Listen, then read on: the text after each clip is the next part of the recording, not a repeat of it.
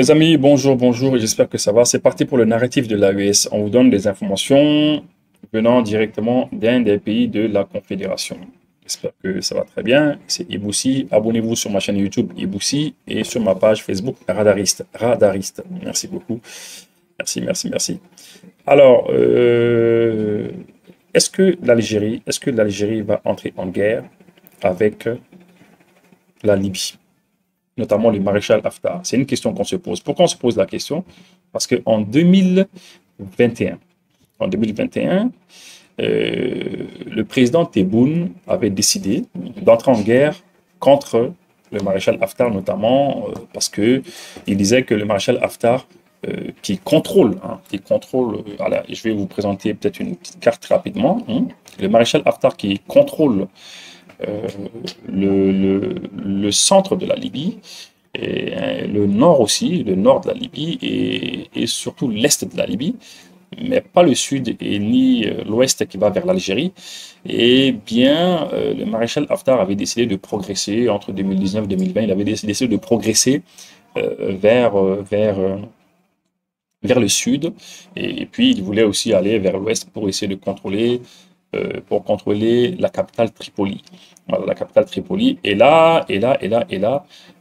Le président Tebboune, le président algérien, il dit non. Il dit il n'y a pas question. S'il essaye d'y aller, s'il essaie de contrôler euh, une ville maghrébine, s'il essaie de la faire occuper par des mercenaires, il veut parler des Russes, parce qu'effectivement, Tebboune, le président algérien, ne s'entend pas avec les Russes, mais ne le montre pas clairement. Il dit que bah, si le maréchal Haftar veut faire occuper Tripoli, s'il veut progresser vers Tripoli et puis vers le sud, là, bien, nous, on va intervenir. Et effectivement, puisque la constitution algérienne, elle a été changée, maintenant, les militaires algériens peuvent sortir de leur pays, peuvent quitter leur pays, eh bien, le président Tebboune était prêt à faire une intervention militaire en 2021 en Libye, mais contre le maréchal Haftar. Et cette fois-ci, est-ce qu'il va le faire? Parce que cette fois-ci, le maréchal Haftar ne progresse pas vers la Libye, et disons pas vers le Tripoli, pas vers la capitale, mais vers le sud. Vers le sud, et vous savez que vers le sud, vous savez qu'il y a, la Libye fait frontière avec le Soudan. Donc, ça, c'est le sud-est. Et après, il y a le Tchad aussi, il y a le Niger, et vers le sud-ouest, il y a l'Algérie. Alors, bon, voilà, est-ce que Tebboune, cette fois-ci, va réagir ou bien il va dire non, non, non, c'est bon, on le laisse progresser vers le sud, il n'y a pas de problème. Parce que ce que le maréchal Haftar veut faire, il veut sécuriser le sud. C'est une bande qui quitte vers l'Algérie et qui va directement vers le Soudan en passant par le Tchad et par le Niger. Il veut contrôler cette zone-là pour permettre au Niger, à mon avis, hein, c'est ce que je pense, pour permettre au Niger et au Mali de respirer. Parce que visiblement, comme tout le monde l'a bien compris, il y a beaucoup d'hommes armés qui quittent la Libye, toute cette zone-là, et qui descendent vers le Sahel. Et nous, ça nous épuise beaucoup. Et puisque dernièrement, on a vu le fils de Haftar, hein, on l'a vu dernièrement, au Burkina Faso, on s'est dit que sûrement ils sont tombés d'accord, ils se sont dit, bon écoutez, trouver un moyen pour sécuriser le sud de la Libye afin que nous puissions respirer. Voilà. Et tout ça, certains analystes disent que c'est Vladimir Poutine qui est en train de coordonner tout cela. Du Soudan en passant par la Libye, par le Niger, le Tchad, et puis le Mali, etc. Et puis le Burkina Faso. C'est ce que certains disent. Alors l'Algérie, en 2021, l'Algérie était prête à intervenir en Libye contre l'offensive du maréchal Haftar. Le président Abdelmadjid Tebboune a affirmé mardi 8 juin que son pays était prêt à intervenir d'une manière ou d'une autre, hein, en Libye voisine pour stopper l'avancée des forces du maréchal Haftar lors de leur offensive lancée pour la prise de la capitale, hein, en 2019-2020, la capitale Tripoli. Interrogé lors d'un entretien avec la chaîne qatari Al Jazeera, diffusée, hein, c'était un mardi soir, le président algérien a dit avoir songé à une intervention en Libye car Tripoli est une ligne rouge. Vous imaginez le président algérien qui dit que un Libyen n'a pas le droit d'aller chez lui. Le Libyen maréchal Haftar, il n'a pas le droit d'aller faire la bagarre, voilà, dans la capitale Tripoli parce Parce que lui, Tebboune, la capitale Tripoli, la capitale libyenne Tripoli lui appartient. Mais c'est grave.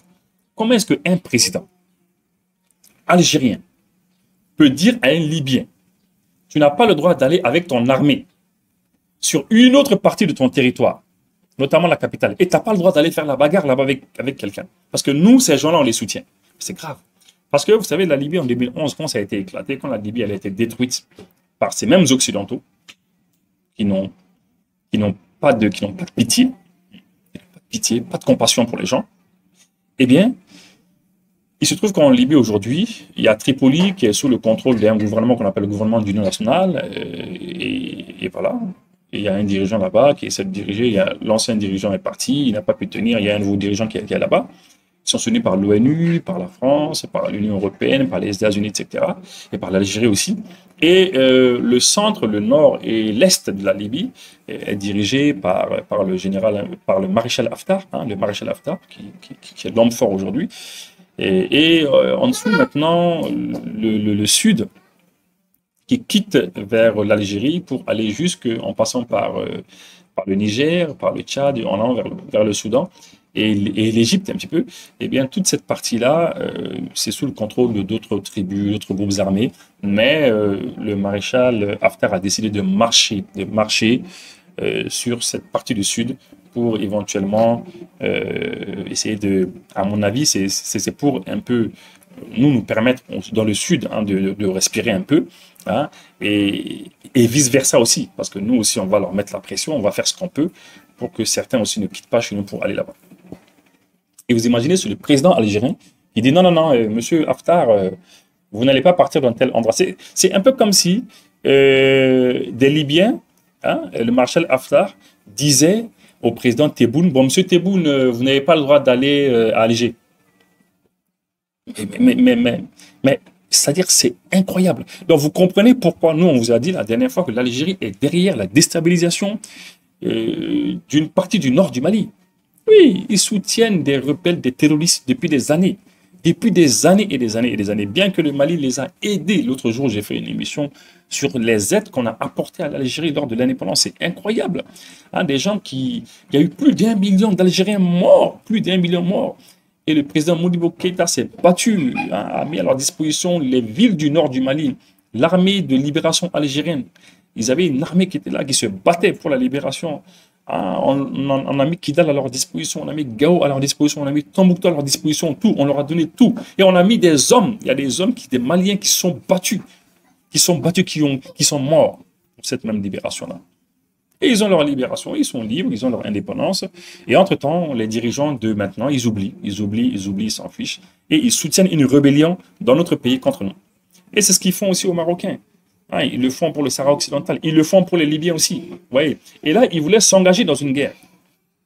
Vous voyez, Tripoli est une ligne rouge. Je dis que Tripoli est une ligne rouge parce que il y a des mercenaires qui vont y aller avec le maréchal Haftar. Et là, ils taclent la Russie parce que à chaque fois, on taxe les militaires russes, la société militaire privée russe, Africa Corps, là, on les taxe on les taxe de mercenaires. Ils les taxent de mercenaires. Mais par contre, les hommes armés qui sont soutenus par l'Algérie, qui viennent au Mali, qui vont partout dans l'Afrique, dans le Sahara et dans le Sahel, ils les appellent pas mercenaires. Les sociétés militaires privées américaines ou bien françaises, etc., on les appelle pas mercenaires. Non, c'est les autres qui sont les mercenaires. Donc les autres sont les méchants, eux ils sont les gentils. Voilà. Et là, il dit que c'est une ligne rouge. C'est une ligne rouge, voilà. Et puis on va continuer à y aller. Nous allions intervenir à assurer Abdelmadjid Tebboune. Voilà. À la question de savoir s'il s'agissait d'une intervention militaire, il dit oui, que ça allait être une intervention militaire, voilà. Mais que puisque à l'époque, le maréchal Haftar n'a plus progressé, parce qu'il y a eu un accord de paix, et donc du coup, il dit bon, il n'y a pas de problème, eux aussi, ils n'agissent pas. Mais ce que moi, je vais dire aux Algériens, ils se sont bien armés après les années 90. Les années 2000 à maintenant, ils se sont bien armés. Donc maintenant, ils se sont tellement bien armés qu'ils pensent qu'ils peuvent aller en guerre partout. Mais la guerre, c'est pas simple, c'est pas facile. Lorsque vous allez vous embourber dans le Sahara et dans le Sahel, vous allez comprendre que la guerre n'est pas facile. Voilà. Alors, c'est un petit peu cela.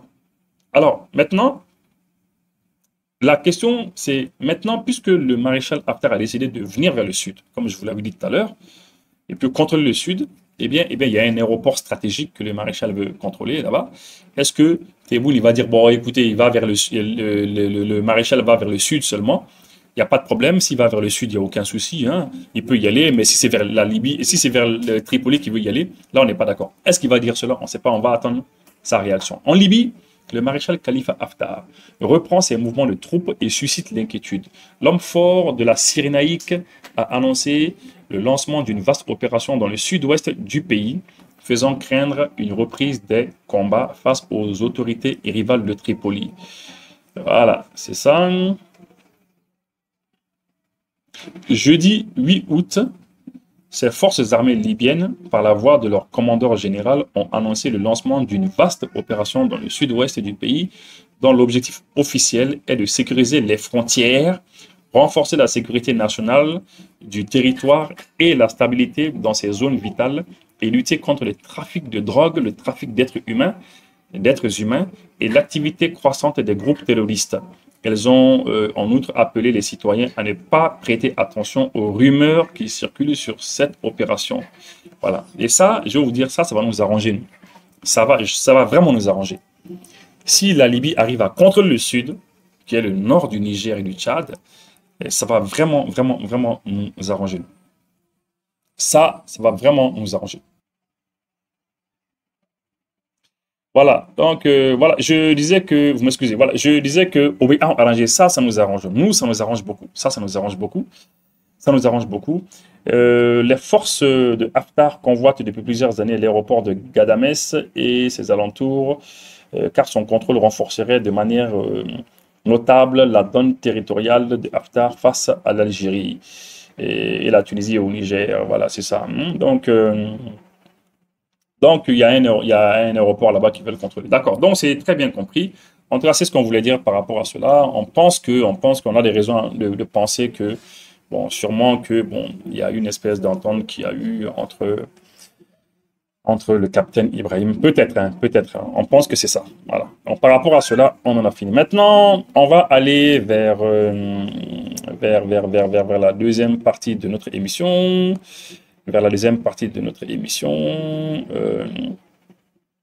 On va parler d'Ousmane Sonko.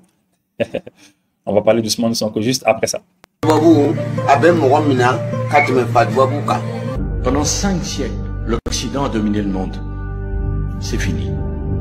Rappelez-vous, et si j'échoue, c'est toute la jeunesse malienne qui a échoué. Dans 20 ans, dans 30 ans, le Mali ne sera plus un pays francophone. Il sera difficile pour la France d'imposer au Mali quelques solutions de partition. Franchement, l'autre jour, lorsque j'ai vu la réaction d'Ousmane Sonko, je ne peux pas vous le cacher, quoi. J'ai vraiment été déçu. J'ai été déçu. Vous savez, nous avons tous soutenu Ousmane Sonko, même s'il ne nous a pas demandé de le soutenir. Parce qu'on a tous vu une victime. On a vu une victime de Macky Sall. Et on s'est dit que, bon, ce monsieur, c'est une victime. Il faut vraiment le soutenir. Moi, j'ai un ami policier ici au Mali. Il m'a dit que tu sais, que Ousmane Sonko, là, que c'est pas la peine. Il me dit que non, que toi, que tu soutiens ce gars-là. Que tu es en train d'avoir pitié pour un gars comme ça, que Macky Sall doit le botter. C'est ce que quelqu'un m'a dit. J'ai un ami policier, il m'a dit ça. Moi, j'ai dit non, mais toi aussi. Mon ami là, je le disais quoi. Je disais que toi, tu es trop radical, il ne faut pas être radical. Il me dit non, il dit que Sonko, il est en train de s'amuser avec les gens, que Sonko fait des plans, il est en train de. Mais mon ami là, je ne sais pas comment est-ce qu'il a vu ça. Je ne sais pas comment est-ce qu'il a vu ça, quoi. À chaque fois, lorsque Ousmane Sonko faisait ces directs là, non, mais nous, on partageait cela sur nos pages, on suivait cela, mais c'était pas possible. En croyant en lui, quoi. On s'est dit non, lui, franchement dit, même si on souhaitait qu'il vienne au pouvoir. On souhaitait qu'il soit le président du Sénégal parce qu'on s'est dit que ce monsieur-là, l'idée panafricaniste qu'il a, avec telle idée, et surtout qu'il a dit que vraiment, il a compati pour le Mali, pour les attaques qui se font chez nous, compati pour tous nos pays de l'AES, là. Franchement, on s'est dit que ce monsieur-là, on voulait qu'il devienne président du Sénégal. C'était pas pour qu'il sorte de la CEDEAO pour venir dans l'AES, hein, non, pas du tout. Mais pas du tout. Mais vraiment, on aimait sa manière de faire. Parce qu'il se battait contre Macky Sall dignement, on l'a soutenu. Ses vidéos faisaient 60 000, 70 000 vues en live. C'était l'Afrique qui le suivait. L'Afrique surveillait Sonko. On surveillait Sonko tellement on tenait à lui. Tellement il a parlé. Tellement il a parlé. Les mots qu'il a eu à employer, les mots qu'il a eu à dire. On s'est dit non, ce monsieur-là, il faut qu'il devienne président du Sénégal. Non, je vous dis, si nous, on pouvait voter, si on pouvait voter en tant qu'étranger, on allait voter pour que Sonko il soit président. Tellement on faisait confiance à ce monsieur-là. Et je vous dis, hein, et on lui faisait confiance, c'était pas pour qu'il vienne pour dégager la France. Non, nous, on n'a jamais demandé à quelqu'un de dégager la France. Nous-mêmes, là, qui avons dégagé certaines structures de la France, de chez nous, mais le premier conseiller de l'ambassade de France est là. Il est au Mali.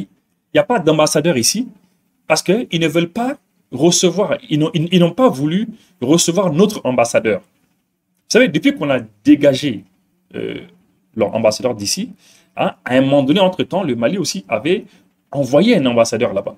Ils n'ont jamais voulu l'accréditer, ils n'ont pas voulu. Bon, malgré qu'ils n'avaient pas voulu l'accréditer, nous on a dit il n'y a pas de problème. Mais leur ambassadeur est resté ici. Mais c'est lorsque Jean-Yves Le Drian, le ministre des Affaires étrangères français de l'époque, quand il est sorti, il a parlé mal aux autorités maliennes, il a parlé très mal. Vous savez, c'est quelqu'un qui parle très mal, c'est quelqu'un c'était un petit bonhomme irrespectueux et un petit raciste. Hein? C'est quelqu'un qui, franchement, il n'aime pas les Noirs. Hein?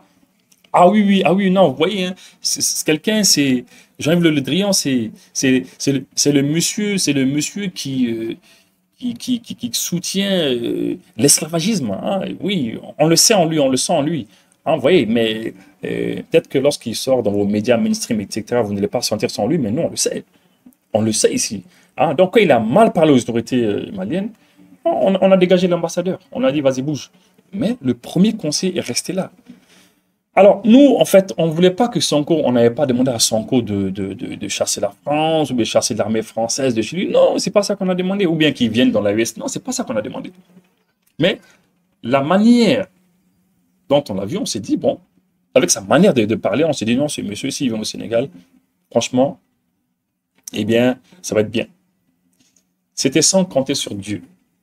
Dieu savait qu'on ne le connaissait pas. Dieu savait qu'on ne le connaissait pas. Dieu savait que ce monsieur-là, que vous aimez, que vous soutenez là, vous ne le connaissez pas. Si je fais de lui le président du Sénégal, vous allez piquer une crise cardiaque. C'est ce que Dieu savait. Alors, Dieu a fait venir l'autre, Diomaye Faye. Et quand Bassirou Diomaye Faye est venu, on n'était pas très contents. Bon, on s'est dit, bon, quand même, puisque c'est le gars de Sonko, il n'y a pas de problème. Mais de là, maintenant, progressivement, les premiers pas qu'ils ont posés, quand on a vu les premiers pas qu'ils ont fait, quand on a vu les premiers pas, on a compris que non, ce monsieur-là, oh là là, c'est pas la peine. Et l'autre jour, qu'est-ce qu'il fait? Il enfonce le clou. Et là, on a compris que ce gars, ce n'est pas du tout la peine. Toi, tu es un médiateur. Tu es pays médiateur. Tu es un pays médiateur entre la CEDEAO et l'AES. Vous devez faire la médiation. Vous devez venir parler avec vos frères de l'AES pour voir si c'est possible qu'ils reviennent dans la CEDEAO. Si ce n'est pas possible, on essaie de voir si on peut appliquer un plan B. Mais un médiateur ne doit pas prendre position. Tu prends position, tu dis non, toi, franchement dit, il n'y a pas question de revenir en arrière, il n'y a pas question de faire de scission.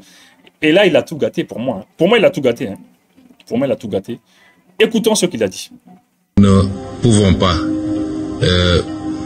encourager une énième scission, alors que partout dans le monde, les gens essaient de tout faire pour se renforcer dans des regroupements très forts.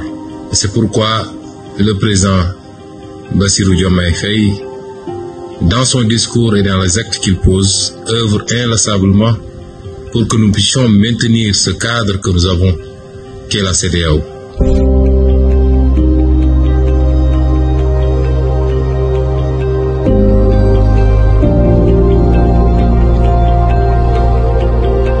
Nous nous sommes inscrits dans une ligne très claire et très ferme et une vocation irrévocable qui est une ligne panafricaine.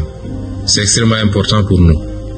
Et c'est pourquoi depuis l'avènement de son Excellence le Président Bassirou Diomaye Faye, son discours et son programme diplomatique a été très clair. Et ça se reflète d'ailleurs par l'appellation du ministère en charge des questions diplomatiques, qui est devenu le ministère de l'intégration africaine d'abord et des affaires étrangères après. Et c'est pourquoi notre logique, c'est de travailler au rapprochement entre tous les peuples africains et particulièrement les peuples voisins, les pays voisins. Et c'est pourquoi le président Bassirou Diomaye Faye, dans son discours et dans les actes qu'il pose, œuvre inlassablement pour que nous puissions maintenir ce cadre que nous avons, qu'est la CEDEAO. Nous ne pouvons pas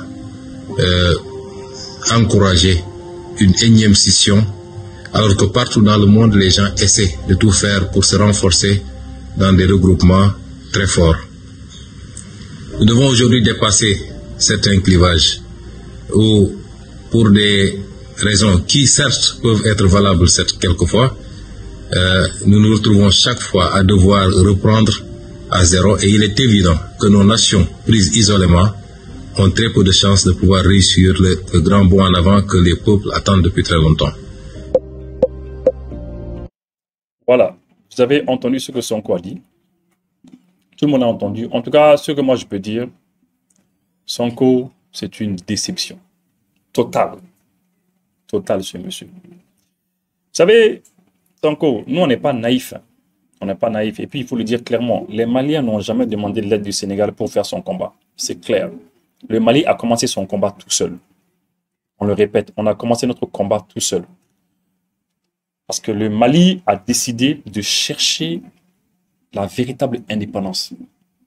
On veut une vraie indépendance. Une vraie de vraie. Et l'indépendance réelle, vraie, ne se donne pas. L'indépendance qu'on nous a donnée en 1960, ce n'est pas une vraie indépendance. Ce n'est pas une indépendance. C'est la dépendance toujours, mais qui ne dit pas son nom. Parce que vous voyez, lorsque Modibo Keïta a perdu le pouvoir en 68, on est retombé dans la dépendance. Le Mali n'a eu que 8 ans d'indépendance. 8 ans. 8 petites années. Mais après, on est retombé de 68 à aujourd'hui. Le Mali a dit non, on veut la vraie indépendance. Et c'est pour ça qu'on se bat. Et on n'a pas demandé à quelqu'un. Si on était parti voir les Sénégalais, le Sénégal, ah non, venez nous aider, associez-vous à nous, venez. Non, on n'a appelé personne. On a fermé les yeux, on s'est battu. Chemin faisant, le Burkina est venu nous rejoindre, le Niger est venu nous rejoindre et on avance vers l'indépendance réelle. On n'a pas demandé de quelqu'un. Et on n'a pas demandé à quelqu'un de venir forcément dans l'AES. Non, les gens qui vont aller dire ça aux gens, ça c'est des histoires. On n'a pas demandé à quelqu'un de venir dans l'AES, non. On n'a pas demandé ça à quelqu'un. On est avec le Burkina et le Niger et c'est tout. À Fora, à Bana, c'est tout. On n'a pas demandé à quelqu'un. Et c'est clair, il faut que les gens comprennent cela. On n'a pas demandé de l'aide à quelqu'un. On s'est battu tout seul et c'est en train de marcher pour nous. Et c'est tout. Voilà. On sait que nos dirigeants ont pris d'énormes risques. D'énormes risques. Ils ont risqué leur vie. Et jusqu'à présent, ils risquent leur vie. Voilà. Donc maintenant, on est déçus par ce Sonko. Parce que toi, tu es médiateur. Un médiateur ne doit pas prendre position. La CEDEAO, là. Pourquoi on a quitté la CEDEAO? Hein? Même si tu soutiens la CEDEAO, il ne faut pas le dire. Tu es un médiateur. Mais attends d'abord de venir nous rencontrer, discuter un peu, essayer de... Mais quand toi, tu prends position déjà, ah non, il n'y a pas question de faire de scission, on ne va pas diviser la CEDEAO. Non, ce n'est pas la peine. Mais je vous avertis, M. Sonko, vous connaissez très mal ces pays impérialistes. Vous connaissez très mal la France et la meute qui est derrière elle. Le reste de l'Union européenne et puis les États-Unis, vous les connaissez très très mal. Vous ne les connaissez pas. Si vous ne les connaissez pas, vous allez les connaître. Je vous assure. Écoutez ce que Charles de Gaulle il a dit. De Gaulle, l'ancien président français. Il a dit une fois, écoutez-le. Pour ce qui est du Sahara, notre ligne de conduite, c'est celle qui sauvegarde nos intérêts et qui tient compte des réalités. Quels sont nos intérêts? Nos intérêts, c'est la libre exploitation du pétrole et du gaz que nous avons découvert ou que nous découvririons. C'est la disposition de terrains d'aviation et de droits de circulation pour nos communications avec l'Afrique noire. Voilà. Vous avez entendu, toutes les ressources pétrolières qu'ils ont découvertes en Afrique, c'est pour eux. Et ceux qui vont découvrir aussi, c'est pour eux. Je vous dis, hein, et en Afrique, là, les aéroports, tout est pour eux. C'est ce qu'ils disent, hein, c'est ça qu'ils ont dans la tête. Bon, les petits-fils de De Gaulle, là, les petits-fils de De Gaulle qui sont là aujourd'hui, là, ces petits-fils-là, c'est ça aussi qu'ils ont en tête. C'est ça là qu'ils ont en tête, de Emmanuel Macron et tous les autres là. Ça, et je vais vous dire, hein, ils vont, vous m'excusez de le dire, hein, mais ils vont vous rentrer dedans, vous allez voir. Ils vont épargner personne. Tous les pays africains qui sont en train de les aider. Tous les pays africains qui les aident. Bien que tu les aides, ils vont te rentrer dedans. Je vous le jure. C'est la raison pour laquelle nous, bon, nous on a dit, bon, mais autant se battre contre eux. Parce que quand quelqu'un te dit, écoute, tu m'aides, je te tue. Tu ne m'aides pas, je te tue. Donc je me bats. C'est la même chose. Qu'est-ce que le président Ibeka n'a pas fait pour la France ici? Qu'est-ce qu'il n'a pas fait pour eux? Il a tout fait pour eux. Il les a soutenus, il les a aidés. Il nous a même dit, hey, vous là, vous qui partez manifester devant l'ambassade de France, là, dégagez d'ici. Il ne faut pas mordre la main, il ne faut pas mordre les doigts de celui qui vous donne à manger. La main qui vous donne à manger, il ne faut pas mordre ça, quoi. Il nous a dit ça. Hein? Mais malgré qu'il a tout fait pour eux. Vous savez, les Sonko, là, mais c'est grave, mais ils sont naïfs, mais c'est pas possible. Vous pensez réellement que vous allez être bons amis avec ces Européens-là et puis ils vont me laisser partir comme ça? Vous allez voir. Peut-être que Macky Sall même va avoir plus de chance que vous.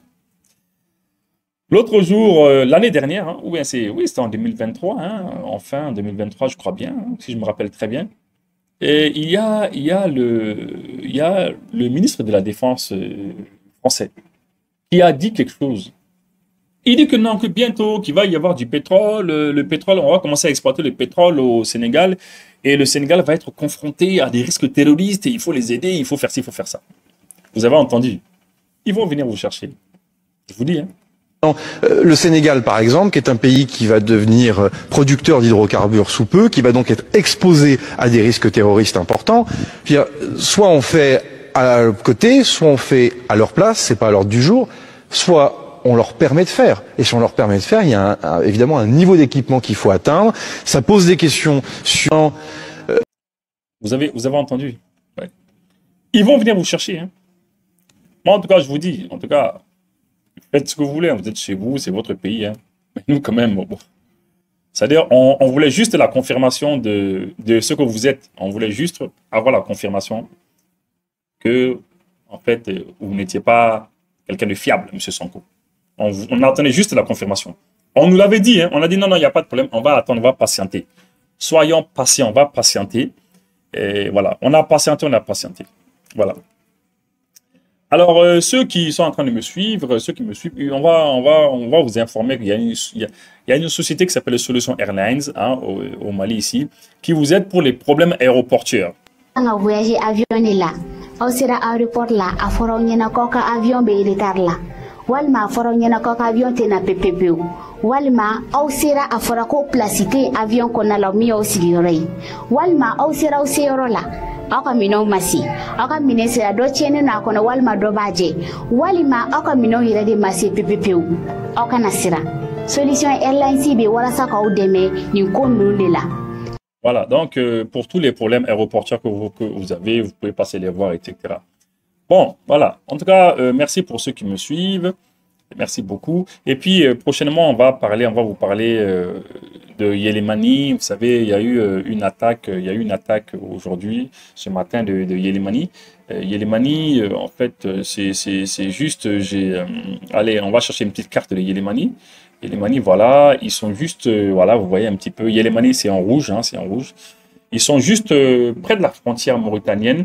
Et malheureusement, vous savez, on a 2300 km de frontière avec la Mauritanie. Hein. Et malheureusement aussi, pour nous, la Mauritanie a signé un pacte de non-agression avec Al-Qaïda depuis 2010, lorsque le président Abdelaziz était là-bas.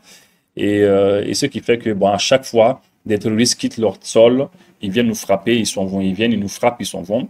Et aujourd'hui aussi, ils ont attaqué un camp, ils sont là, et ça ne fait qu'augmenter le boulot de l'armée malienne. L'armée malienne doit se battre. C'est-à-dire, on a vraiment de sérieux problèmes avec ceci.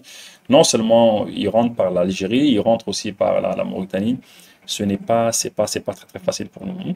Alors, donc prochainement, on va parler de cet acte, ce pacte qu'ils ont eu à faire. Parce que vous savez, lorsque Ben Laden a été capturé, tué, etc., eh bien, il y en a qui ont fouillé dans ses bagages. Ils ont fouillé dans ses bagages et dans ses écrits, on est tombé sur les écrits où Ben Laden avait effectivement fait savoir qu'il y avait un accord entre la Mauritanie, et puis Al-Qaïda. Al-Qaïda ne les frappe pas. En contrepartie, la Mauritanie leur sert d'arrière-base et ils vont venir là-bas, ils vont déposer leurs bagages là-bas, ils vont faire tout ce qu'ils ont à faire là-bas. Et puis, ils leur payent même plusieurs millions d'euros aussi par an, afin qu'ils puissent ne pas les attaquer. Voilà. Et puis, vous allez vous rappeler qu'entre 2008 et 2009, comme ça, il y avait plusieurs attaques. Il y avait l'ambassade d'Israël qui avait été attaquée, il y avait d'autres sites qui avaient été attaqués, l'armée, un camp militaire mauritanien avait été attaqué aussi en 2008-2009, mais brusquement, après ces 4 attaques-là, quand Abdelaziz a fait un accord avec eux, hop, directement, ils n'ont plus attaqué la Mauritanie, jusque-là. Et puis Abdelaziz, bon, il faisait le dur, le costaud, bon non, écoutez, dans la région, il dit que lui, son pays est stable, parce que l'armée est puissante et tout, mais c'est pas ça. Hein. C'est pas ça. Il quitte chez nous, il rentre chez vous, il vous frappe. En fait, il quitte chez vous, il vient nous frapper nous, et quand on arrive à les pourchasser, ils vont chez vous, nous, on n'a pas le droit de rentrer là-bas. Et c'est ça le problème. Alors, et pour finir, la Suède qui dit que bon, c'est fini, elle va plus donner d'aide au développement au Mali. Son aide au développement, le fait qu'elle a arrêté cela, c'est une chance pour le Mali. C'est une chance. C'est une chance pour qu'on se débrouille soi-même. On va se débrouiller nous-mêmes. C'est une vraie chance. Parce que la Suède n'a qu'à continuer à soutenir l'Ukraine. Nous, on soutient la Russie. La Suède dit, bon, écoutez, vous soutenez la Russie. Nous, la Suède, on soutient l'Ukraine. Donc, nous, on vous donne plus d'argent. On dit, il n'y a pas de problème. On n'a pas besoin de votre argent. Parce que l'aide au développement, réellement, ce n'est pas une aide. C'est pour avoir de l'influence. C'est pour avoir de l'influence sur le plan commercial, sur le plan politique. Et puis voilà, tout le monde sait que ce n'est vraiment pas du tout pour nous aider. Hein. C'est pour rester dans le cycle infernal de la dette. Et puis, des fois aussi, c'est pour vous piller, on vous pille. Et puis, en contrepartie, on vous dit, bah, prenez des mètres, etc. Donc, cette aide-là, ça va. D'ailleurs, j'ai un petit article, j'ai une petite vidéo sur l'aide au développement. Là. Regardez ce que c'est. Écoutez bien. Est-ce qu'on peut dire que la notion d'aide au développement est une notion encore viable ? Alors, aide au développement, je ne sais pas si ce sont les bons mots maintenant. Moi, je parle plutôt d'investissement, de développement. Et le voyage du président, ces 3 derniers jours, il est rentré hier, après celui de Ouagadougou, souvenez-vous, au mois de novembre, celui de Dakar au mois de février, cette fois la Mauritanie, puis le Nigeria. C'est vraiment, je crois, la volonté, la vision du président de la République qu'il faut introduire un lien, garder notre pays ouvert et agir concrètement en Afrique. Le concept reste donc viable, si je vous suis bien. Je crois qu'il faut le faire évoluer. Il ne s'agit plus seulement d'aide, il s'agit vraiment d'investir, c'est-à-dire prendre du risque, s'engager et attendre bien sûr un retour. Pas qu'un retour financier, l'investissement, ça revient de toutes sortes de façons, par un gain culturel, par de l'influence, par aussi de l'influx des choses qui rentrent. Donc, vous avez compris, l'aide publique au développement, c'est un investissement. Je crois que tout est dit déjà. C'est un investissement, ils investissent. Et c'est tout, quoi. Ce n'est pas de l'aide. Et puis, c'est même mieux comme ça. Ça nous permet de mieux nous débrouiller. Hein, voilà. Donc, merci à vous tous qui suivez mes émissions. Merci et à bientôt. Boulangerie, pâtisserie, restaurant Nomo Buru. Awo auka boulangerie ko, pâtisserie, foka se akwa restaurant dumnin duman ko ma. Boulangerie, pâtisserie, restaurant Nomo Buru ma okelen flek ku ka dawa ele awye. Kasangani auka nisonja ye dala dumnin fen nasra fe, foka ta se mini fe ma. Boulangerie, pâtisserie Nomo Buru ma okelen flek ku ka dawa ele choy sotiba aseila. Katengu 3e pona. Kenangrene ala sraba mimbe no nobe teme kata babili koronina. Boulangerie, pâtisserie, restaurant Nomo Buru ma oka dawa ele nenflene ka nyashi auka clinique médical al medma aw ma munun be ka fɔ ko wuli ka jɔ ko de ka gɛlɛ aw ma a b'a fɛ k'aw ka dala dumunifɛnw fɔ ka se a minfɛn dumanw ma k'u lasɔrɔ aw ka so nɛgɛjuru sira kɛrɛnkɛrɛnnen b'u bolo min ye 90 99 23 78 walima 95 70 69 69 aw ka nisɔndiya kama boulangerie pâtisserie restaurant Nomoburu maaw u kɛlen do ka koba camanw labɛn n balimakɛ n balimamuso nɛgɛjuru sira ninnu kongo i ka galon bɔ an da